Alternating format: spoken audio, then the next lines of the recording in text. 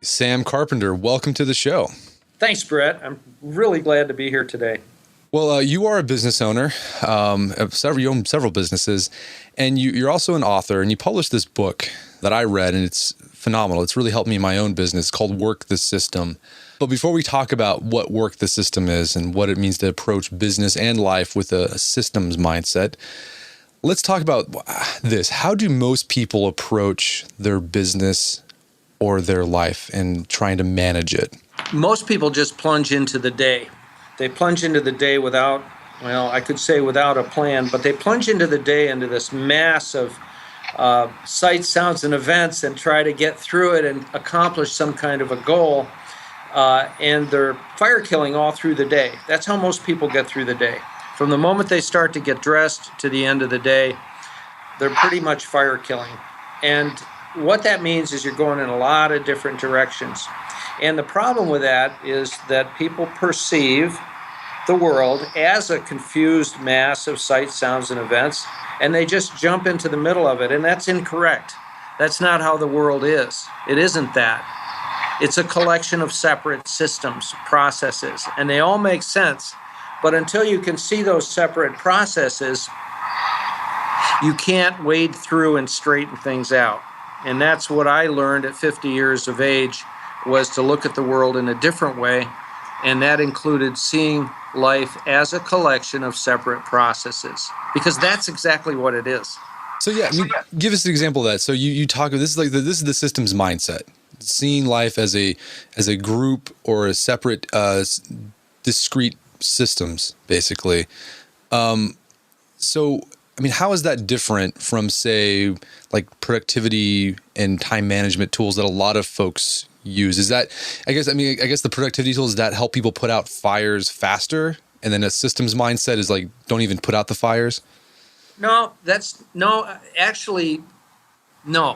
What it is you go a layer deeper from all the productivity tools and all the top 10 tips and all this. You go a layer deeper to mechanical reality. You have to start with mechanical reality, and this is important. Mechanical reality isn't a big confused mass just because we perceive it that way. This is really important. In the first part of Work the System, The Simple Mechanics of Making More and Working Less, my book, the first part talks about the systems mindset and this different viewpoint of the world, which is more accurate. And what that is, let's take a car, for example. Everybody knows, well, we could take a human body. I'll do both. A car, what does the radio have to do with the air conditioner? Nothing. Zero, nothing. And what does the steering wheel have to do with the brakes, or the transmission really with the engine? Nothing. Are they connected? Yes, they're connected. And your body, what does your kidney got to do with your lungs? Zero. I know they're connected. I know they all come together to make a human being, but our bodies have circulatory systems, neurological systems, skeletal systems, kidneys, stomachs. All these separate, independent entities make up a human body, and you can apply that to anything, Brett. For instance, and here's one, people get it when I say this. If you go out on your bicycle and fall down and break your leg, I'll guarantee you the paramedics who pick you up are not going to take you to a dermatologist. Right. So you have specialists in medicine, you have specialists with cars. And so that is a layer deeper. That's the reality of the world. It is not a confused mass. And the cool thing is, if you take these things apart, if you take your life apart, for instance, if you're in a house and you go to the kitchen and turn the water on, I'll bet you 99.9% of the time the water's going to come out. Or if you go to start your car, it's probably going to start. And if you start in your car to go from A to B, there's a 99.9% chance you're going to get there. So what happens when you break your life down into the mechanical reality and you start seeing reality for what it really is, this is real kind of metaphysical stuff, but it's reality. When you start breaking things down, you see these separate systems almost always work perfectly. So our bodies, let's take my body. My body is sitting here talking to you, communicating with you. I have billions of cells all agreeing they are Sam Carpenter. And every second there's trillions of electrical signals going off, allowing me to communicate, allowing me to move my hands around. And that's happening every second. That is a miracle. And so this big miracle people are looking for out there, oh, I have to become enlightened, I have to do this. No, no, no, it's right in front of your face when you get up for breakfast. It's there at night when you go back to bed. It's all during the day. The miracle is right now, and that is the perfection of the universe. The pretty cool thing, you know, I spent the last decade fixing businesses. That's what I do, turn around businesses. We go in, we help the owner of the business see that his business is 99.9% fine. There's just a few things there that are really gumming the works. And let me just finish by saying this. Okay, so there isn't that much to fix. So let's say there's a successful businessman. He's got a beautiful wife. He's got a couple of great kids. He's making big dollars. Everything's really perfect except for one thing, and that'll blow everything. And you can guess what that is. He's an alcoholic. So the truth is, everything could be a lot closer to perfect and a lot less chance of going over the brink of destruction if he just stopped drinking. It's a very simple thing. And that's just one illustration. And within a business, it could be, hey, you got your brother-in-law working in your business, and it's not working out. He's not doing his job. He's not showing up on time. And the business is really going to heck. What's the solution? The brother-in-law needs to leave. And it's the same with fixing the human body or the car or whatever. I was coming over the pass yesterday, Brett, over here to Portland where I am, from very dry Bend, Oregon. And I had the garage change the oil in my car and put new wipers on my car. And as I came over the pass, the wipers were going clank, clank, clank, clank. And I was just cursing, you know, they put the wrong wipers on, I thought. It was ruining my trip. I was trying to listen to the radio, book on tape. It was just ruining my whole experience. I pulled over, got out of the car, and one of the blades hadn't been put on properly, and I just had to pull it up and snap it into place, and everything was perfect. But that's a good illustration from yesterday, literally. That happened yesterday coming over in the rain, that your whole life can be really, really messed up if one of those separate systems is dysfunctional, just one. And so there isn't that much to fix, but you've got to be able to isolate it. You can't, if you're having trouble in your business, you can get a book on the top 10 things that a successful business person does, but more often than not, it evades the problem, which might be this or it might be that. And so if you can see the world as a collection of separate processes, then you can easily isolate the problem process. And because you've isolated it, it usually is a very simple process, and it's easy to fix. And then you fix it and reinsert it into the thing, and then into your business, and then you go on to the next dysfunctional system. And that's what I did 16 years ago to repair my business, to take it from I was working 100 hours a week. I worked 80 to 100 hours a week, Brett, for 15 years. That's 1-5. I didn't make any money, single parent of 2 kids. And overnight, I got this idea, I won't go into it here, but I got this idea that maybe I wasn't seeing life correctly. And that it is a collection of separate systems. Everything changed from that moment on. And that's what my book is about. Both my books. My new book is about that too. So I mean, getting metaphysical here. So there are systems going on in your life or your business, even if you are not aware of it, right? Like you might have created systems without even being aware that you've created a system, correct? Is that what you're saying? I can tell that you read my new book, Brett. Because that's exactly right. The systems are operating, whether you know it or not, whether you see them or not, or whether you like it or not. The systems of your life are operating. And so if things aren't going right, then it means you might have a faulty system. Like I guess you say that in both books, that systems do what they're designed to do. Like they function the way they're supposed to. So if something's not going right that you don't like, the output, you change the system, right? It's all mechanical. It's totally mechanical. The system doesn't care whether you make out or whether you don't make out. And I don't care what kind of a system it is. A relationship system, or what I call a soft system, an organic system. If there's a kink in a system, the beautiful part about life on Earth is that there's this thing called mechanical reality and the laws of physics. If the system is not going to create the result you want, then you need to go in, and there's some element of that system that you need to tweak. Or if your life isn't going the way you want it to go, there may be some whole system you need to eliminate altogether. And the mantra is this: automate, delegate, delete. So the guy that drinks too much, he just needs to stop drinking. He needs to stop the drinking system.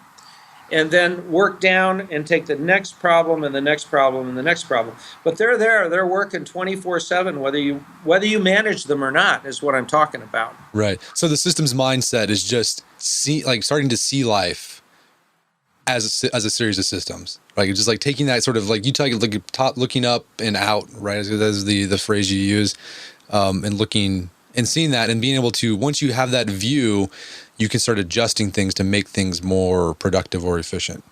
Right. And exactly. But this has to be said. This is more than Sam's clever idea or a different way of looking at things. This is looking at things more accurately in your life. So our listeners today, Brett, I challenge them right now to look around the room and see the separate systems. There may be a phone over here. Maybe it's in a living room. There may be a TV over here, but out in the kitchen there's a refrigerator. See that they're all separate. That's mechanical reality. It isn't this big conglomeration. I mean, you can call it a home, but that isn't the way to fix things in the home. That isn't the way to fix things in your body. The reality of life, the actual reality, and this is why I say it's sort of metaphysical, but it isn't really.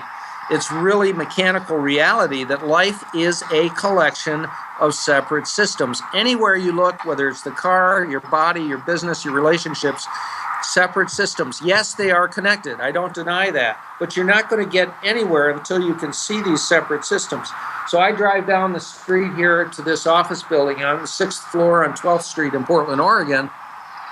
As I drive down the street, I don't see a street and buildings in the city of Portland. I see all the separate things going on. It's just my mindset. It's embedded. It's been embedded for 17 years since that night in 1999 when I kind of got a grasp of this deeper reality. That's not deeper reality, the reality that I wasn't seeing before. Gotcha. So in taking it back to business, right? I mean, I guess there's all sorts of systems going on in a business, whether how someone manages customer support, how a company manages communications, et cetera. And I guess a lot of people don't even think of it as a system. They just like start doing it, right? They just like, they do it a certain way and that's the way they do it. But what they've done is they've created a system without knowing it oftentimes. You know, I love having an interview with a guy that's read my stuff and really gets it. So I appreciate that. I want to just throw that in. Hey. But yeah, people go to work, quote unquote. They go to work and they work all day, but they're not separating things. They're killing fires. And this is where we get, and I could get into, I'm running for political office, and one of the big things out here are the forests. And it's literal fire killing because the forests haven't been managed. So in a business, you go in and you manage the systems. For instance, Centratel, my call center, I have about 40 people there. It's one of my small businesses. All day long, you know what my managers do? They work on processes. They work on the processes that create the results. And remember I said automate, delegate, delete? That's how you look at your processes. And processes are what my business is made up. You're exactly right. So how you answer the phone has nothing to do with the copier machine not working right. It has nothing to do with hiring somebody. It has nothing to do with firing somebody. They're all separate. So what my people do is they work on the processes that need to be improved, tweaked, get caught up with modern technology maybe in the software area. We're always working on processes. We never, quote unquote, go to work and do whatever comes up. So we have no fire killing in my business. It's very rare. And if it does happen, we love it because it's a red flag to go into a system and fix it. But it just doesn't happen very much. We just don't have many red flags. It's the same with my body.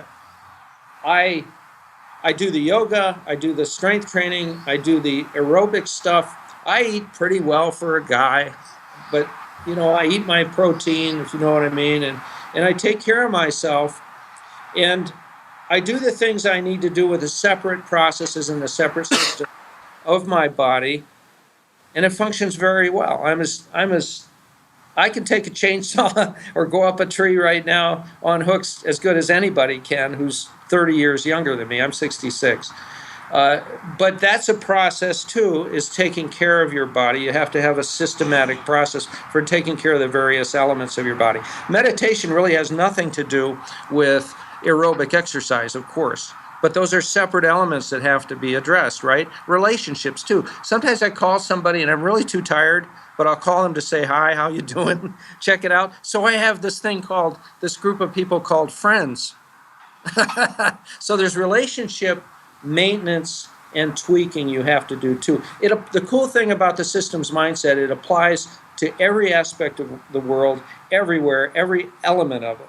Right. I can see this, your first book was very geared towards businesses and like how to get the brass tacks of systemizing a business. But the higher level principles of approaching your entire life with a systems mindset could help a lot with your personal development, right? Because I think a lot of people approach personal development, it's like, okay, they just approach like you said, they just go, today I'm gonna eat well today, and they sort of like, okay, I'm gonna eat some broccoli, that's it. But you're saying with the systems approach, you'd actually develop a system that would allow you to eat well, and you wouldn't have to think about it too much. You just follow the system, correct?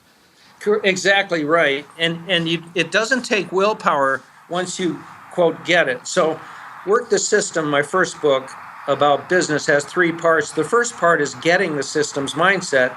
Part 2 is about documentation. Part 3 are odds and ends. But once you get part 1, you're there. And then my new book is exactly the same way, except it's 2 parts. It's not for business, so there's nothing about documentation, and very little in there about documentation. Part 1 is getting the systems mindset, and part 2 is odds and ends. Once you get the systems mindset, this thing about diet or exercise or whatever, you just do it naturally. You don't have to force yourself, because you're seeing the world differently than 99% of all other people. Now, Steve Jobs, Richard Branson, we could go down, and Oprah Winfrey, of course, Bill Gates, none of these people had college degrees, but they naturally had the systems mindset. And if you ask Bill Gates right now to describe his mindset, he'd say, what are you talking about? But he naturally gets it. 1 out of 100 people naturally see the world as it really is, as a collection of systems. And this is what I've got to do over here with these processes to get the results I want. And this is critical. Let me take a second for this. So here's what I call the ultimate formula. And it's in my first book, and there's a whole chapter in my second book. 1 leads to 2, 2 leads to 3, 3 leads to 4, 1 to 2 to 3 to 4 equals a result. And that's a real simplification of every process there is in the world. Every process in the world executes over a period of time and creates a result. A result. And I don't care what the process is. Again, back to the car, to the body, or whatever. Every process leads to a result. You need to spend your time in the 1, 2, 3, 4 part of that equation. Most people spend their time shuffling around the bad results over on the right-hand side of the formula. 1 out of 100 naturally gets the 1, 2, 3, 4. And that's why you have what we call 1%ers. That's why 1% of the population does terrifically well in one area or not. Yes, there's a lot of 1%ers out there that do very well financially, but their bodies are a wreck. I get that.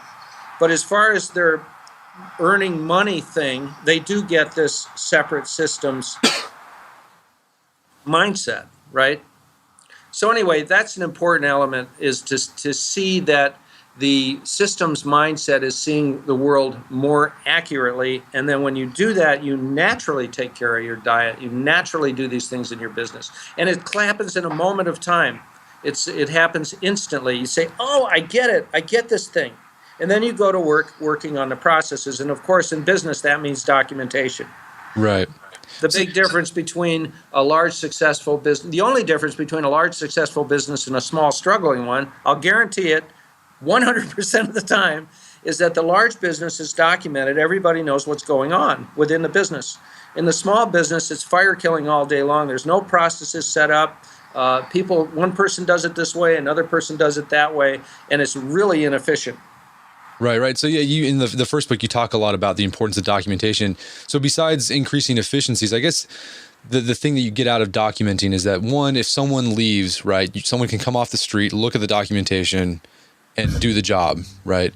But I guess the other benefit of documenting things, you can actually look at your process that you do in a business concretely and actually ask yourself, is there a better way to do this?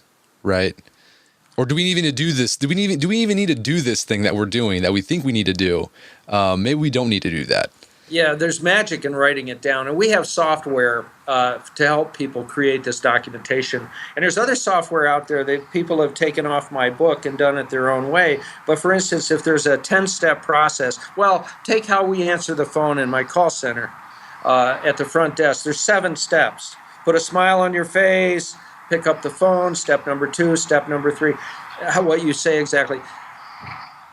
If you don't document it, everybody's doing it in a different way, and that is incredibly inefficient. You have to write things down as they are, and there's something magical about having all 7 steps on one piece of paper so you can see all steps. And some of the others, my software competitors, will put 1 step per page.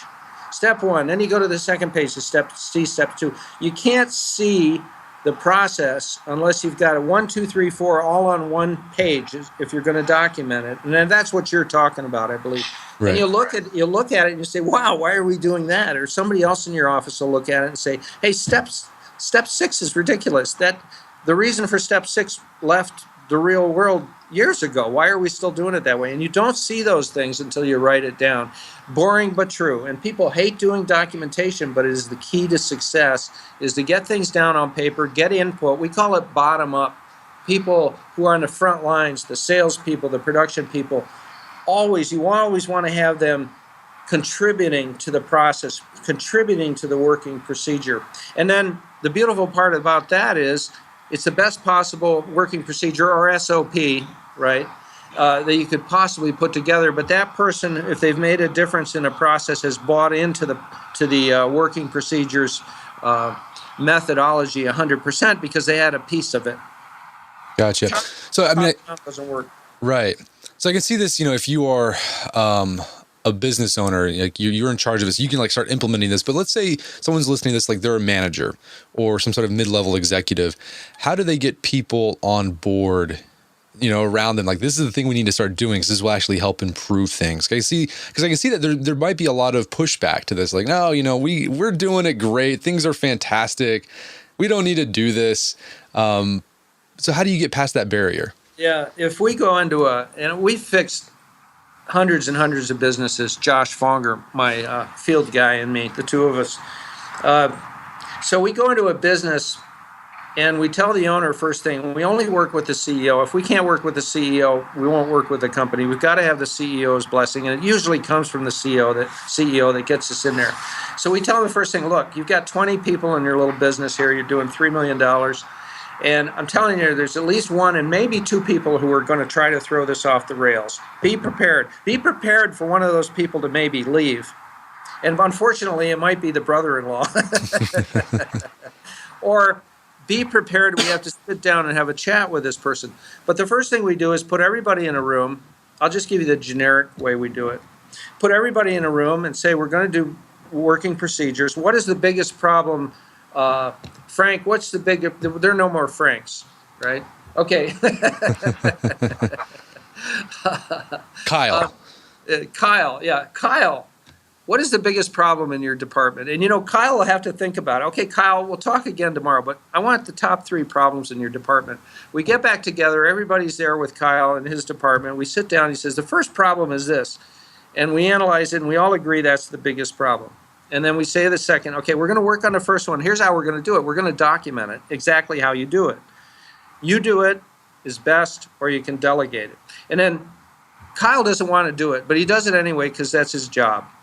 And so the next meeting you have, Kyle comes in, and we sit it down, and we read it to the rest of the people, say 6 people in his department. And so there's no more Sophies. Okay, Jan. Jan speaks up and says, why are you doing step 4? It's better to do it this way. And so you have this meeting with everybody, and pretty soon everybody's critiquing it. And of course, Kyle's proud because he did it in the first place. But what happens is you have a couple of meetings like that. That's all it takes. You get the working procedure exactly right. It will be different than how they're doing it. I'll guarantee you. Everybody is contributing to it, and you get buy-in. This bottom-up thing is critical. Military top-down works because they'll shoot you if you don't. Okay, but it doesn't work that way in a business. You've got to have, so how do you get the buy-in? That's how you get it. You have your people do the documentation. And really, the owner of the company shouldn't be doing the documentation. Has to do it at first. It's messy at first. Have to do the basic documentation to make sure the company's headed in the right direction with all the departments. But 99% of the documentation needs to be done by the troops. And they love it. And one of the reasons they love it is that they follow a procedure and something goes wrong, they're not at fault. It's the procedure's fault. Right. And if something goes wrong and they point out to the boss, look at step 11 here just doesn't make any sense. Well, if we put another step 11A and 11B in here, it will make it work fine. There's a double check we can put in here. That person's now a hero. And believe me, they're totally bought into the process. That's Gotcha. how it works. That's great. So, how do you solve the problem? I think a lot of people, I guess another sticking point would be like, Sam, this sounds great, but we've got a lot of fires put out right now. And like for me to stop and like take time and like systemize, we can't do it. So, I mean, is it possible to do this systemizing while putting out the fires that you have right now? Okay, so the owner's working 60 hours a week. Okay, owner, for a couple of weeks, you may have to work 80. You may have to work through the weekend. But I want to know what fires are recurring and what the biggest ones are and why they've got you so upset. And we're going to take the time to analyze that fire. And when that big fire is put out and it never happens again, and that's the whole idea, these recurring fires that come up, we have to sit down, we have to document them, we have to make them go away.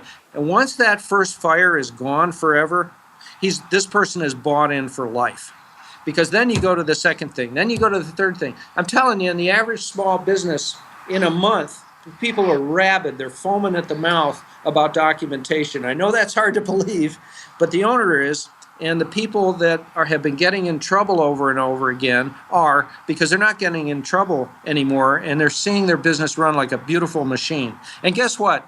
The owners, so I went from 80 to 100 hours a week. You know how much I work in that same business, which is approximately 400% bigger now? And a call center is a really complex business. I went from 80 to 100 hours a week. I work 2 hours a week now.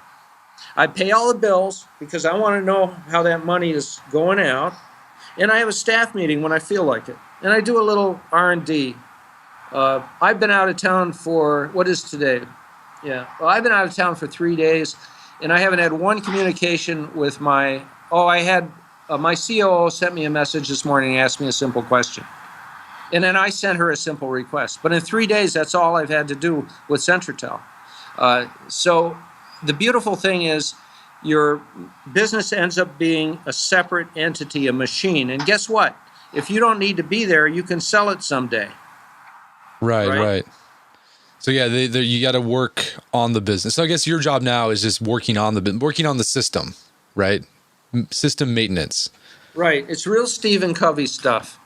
Yeah. You work on your business instead of, he nailed it. 7 Habits of Highly Effective People is mandatory reading if you have a pulse. Right, yeah. I'm actually reading it again. I've read it several times, but I'm reading it again just it's because. It's a masterpiece. Good for you. Really good book. Yeah. So one of the other things you talk about, I guess a principle that's related to the systems mindset that helps the systems run efficiently, I guess, this idea of point of sale thinking, which I think is really, applying it's helped my business and my life out a lot. So can you talk a little bit about what point of sale thinking is and how that can help improve your life or business? Yeah, and you read my second book. That's a big aspect of my second book, the point of sale thing. And point of sale is from the cash register industry, the retail industry, and that means you go to buy a blouse at Nordstrom's, a lot of things are taken care of, including inventory, bookkeeping, making change. Everything happens at a specific time, and you don't put anything off. Let me give you another illustration of that. So I have this app on my smartphone called Say It and Mail It. It's an iPhone. And there's another app if you've got a Droid. There's dozens of apps. But what I can do, if I have something, I had something for Andy, my COO, this morning, and I thought of it coming in here. And through my Bluetooth, as I was driving, I was able to record a voice message as I was thinking about the thing and send it off to her within 30 seconds. Now, the voicemail is an attachment to an email, okay? So Say It, Mail It. I get on here, I've got my phone in my hands here, but get on here, hit a few things. Hey, Andy, do this and this and this. Well, get back to me. Let me know how it goes. Send. I mean, in 20 seconds, I can do the whole thing. That illustrates point of sale exactly. You want to take care of things right now, all day long, if you possibly can. And what this means is we rarely have a staff meeting. Because the other thing I'm able to do is I've got email addresses with everybody in my business. For instance, 40-some people at Centratel. I can be driving along and thinking, God, things are going really well at the office, and I need to thank everybody for that. I hit a few keys. Hey, everybody, I just want to thank you. You know, I've been out of the office for a couple of weeks, but Andy tells me our gross revenues are up and this and that, and I just really appreciate all of you so much. That's all. Thank you. Hit a couple more keys. Bam, it goes to everybody in the office. How many times can a CEO with normal communications protocol get that done, like right now? And so the cool thing is, this goes back to mechanical reality. Right now is all we have. The past is gone.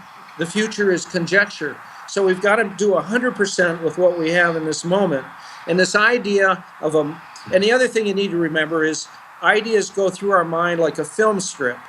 I love this analogy. I don't remember where I got this, but there's a film strip going through your head. You have one idea, it kind of attaches to another idea, and then you have some input from somebody else or something else, and you have another idea. Brilliant thoughts go in our heads and out within seconds. So what if you could have a brilliant idea come up in your mind as this film strip goes through your head and isolate it and act on it, like right now. So the other thing I do with this technology, and it's just voicemail attached to an email, it's real low-tech stuff. If I have a great idea for myself, I do the same thing and send the message to myself. And the app is set up so if I don't put somebody else's name in the email window, my name is there automatically, so I can really, really fast. Hey, Sam, don't forget to ... I send it to myself, and it's in my inbox. That's a perfect idea that is never lost. Point of sale, I don't know. I'm on this kick on point of sale over the last 3 or 4 years. I'm just really enthusiastic for the whole methodology of getting through the day with point of sale. It is so critical. Right. So instead of, I mean, is there a point where you would if there's a task that you just when would you decide, okay, I can't do it now, I need to defer this? Are there tasks that come up like that? Or are most tasks you can solve within a couple minutes? Usually I can do them in a couple of minutes because I delegate most of what I do out. But in this last experience, this last example I just gave you, maybe there is something I need to go home, and it might be around the house. Hey, right. Sam, don't forget to do this or this or this.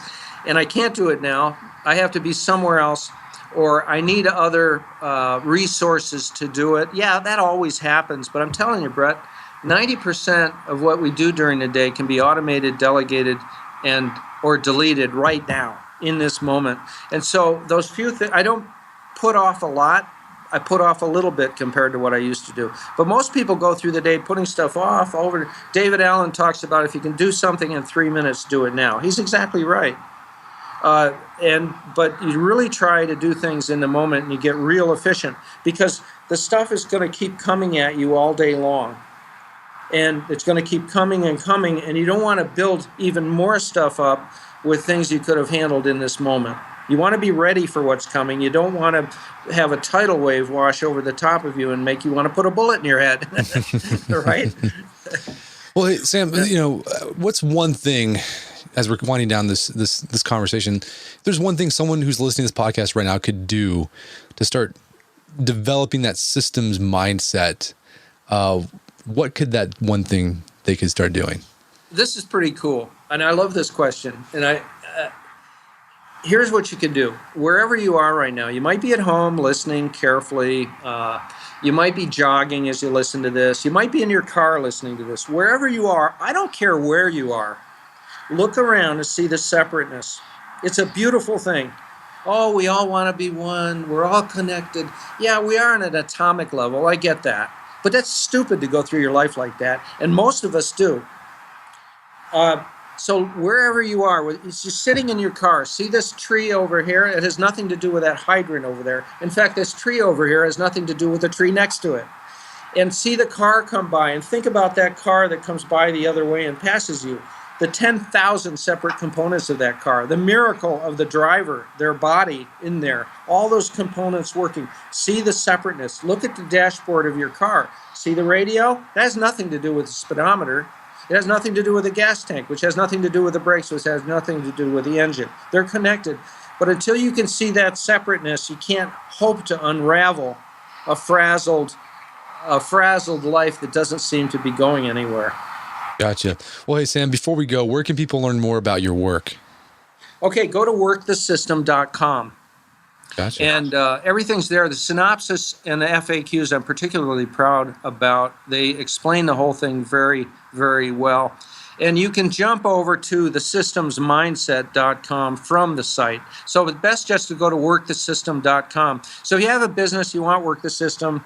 If you don't have a business, if you have a job, you're retired, your kid in school, whatever, start with the systems mindset, managing the machinery of your life. It's a slightly less than half as long as Work the System. Work the System is definitely geared to businesses. Gotcha. Well, Sam Carpenter, thanks so much for your time. It's been a pleasure. Thank you, Brett. I appreciate it very much. I love talking about this stuff. My guest today was Sam Carpenter. He's the author of the books Work the System as well as The System Mindset. And you can find those books on Amazon.com. The System Mindset's coming out in March. He's got a great thing going on here. You can go to workthesystem.com or thesystemsmindset.com, and you can download those books for free. They're unabridged versions in PDF and all electronic formats as well as audio formats for free again. So go to workthesystem.com and thesystemsmindset.com. Get those books, give them a read. You won't regret it. You'll get a lot out of it.